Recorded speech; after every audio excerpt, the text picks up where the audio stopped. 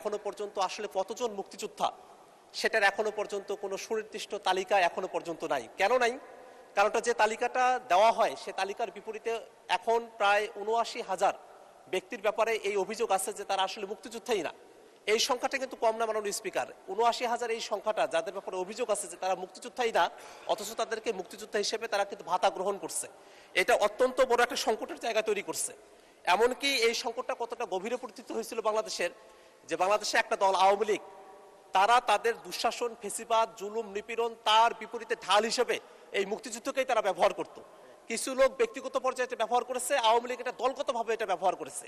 এই কারণে মাননীয় মুক্তিযুদ্ধ বিষয়ক মন্ত্রীর কাছে আমার প্রশ্ন থাকবে যে এই যে মুক্তিযুদ্ধ সংগঠিত হওয়ার এতগুলো বছর পেরিয়ে গেল, আমরা কি মুক্তিযোদ্ধাদের সঠিক একটা পরিসংখ্যান, একটা সঠিক সংজ্ঞায়ন এবং যারা আসলে ভুয়া মুক্তিযোদ্ধা, যাদেরকে অমুক্তিযোদ্ধা বলা হয় ফরমালি, তাদের ব্যাপারে রাষ্ট্রীয়ভাবে কোনো ব্যবস্থা গ্রহণ করা হবে কিনা সেই ব্যাপারে মাননীয় মন্ত্রীর কাছে আমি জানতে চাই। মাননীয় স্পিকার, আপনাকে ধন্যবাদ।